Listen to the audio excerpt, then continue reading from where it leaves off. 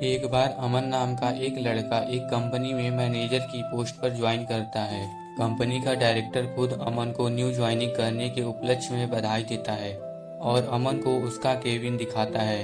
इसके बाद अमन अपने केबिन में बैठ जाता है। कुछ देर के बाद एक पियून अमन को पानी की बोतल देने आता है।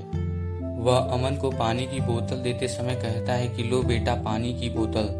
इस पर अमन गुस्सा हो जाता है और कहता है कि तुमको कंपनी के मैनेजर से बात करने की तमीज नहीं है। यह बेटा क्या होता है, तुम्हें मुझे सर कहकर बुलाना चाहिए।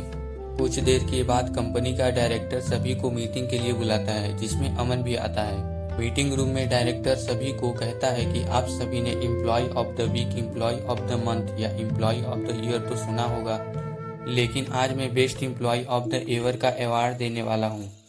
इसके बाद वह शुक्ला जी को बुलाता है। शुक्ला जी वही पियून होते हैं जिसे अमन ने डांटा था। डायरेक्टर सबको बताते हैं कि शुक्ला जी ही best employ of the year हैं। वह सबको यह भी बताते हैं कि शुक्ला जी डायरेक्टर के पिता के समय से कंपनी में काम कर रहे हैं। उनको कंपनी में काम करते हुए 35 साल हो चुके हैं। इसके अलावा वह कहते हैं कि शुक्ला जी अमन जिन्होंने कंपनी को आज मैनेजर के रूप में ज्वाइन किया है, उनके पिता हैं। यह जानकर सभी हैरान हो जाते हैं। अमन मीटिंग में अपना सिर नीचे कर कर बैठा रहता है।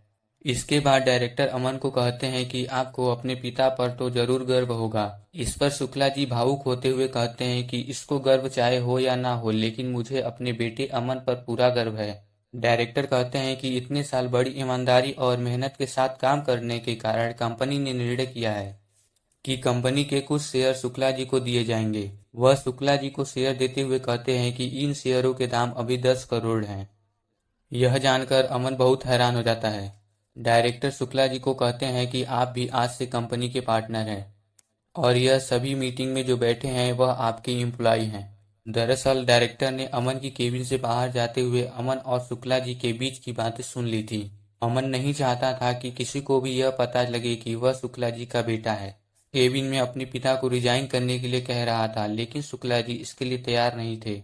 वह अपने पिता को यह भी कह रहा था कि यदि किसी को पता लगेगा कि मैं एक पियोन का बेटा हूँ, मेरी कितनी बेइज्जती होगी। अब मैं मैनेजर की पोस्ट पर लग गया हूँ, मैं आपको घर बैठाकर खिला सकता हूँ। लेकिन उसके पिता ने कहा कि मैं इतने सालों से कंपनी में नौकरी कर रहा हूँ, मैं रिटायर होकर ही इस कंपनी से विदा होऊंगा।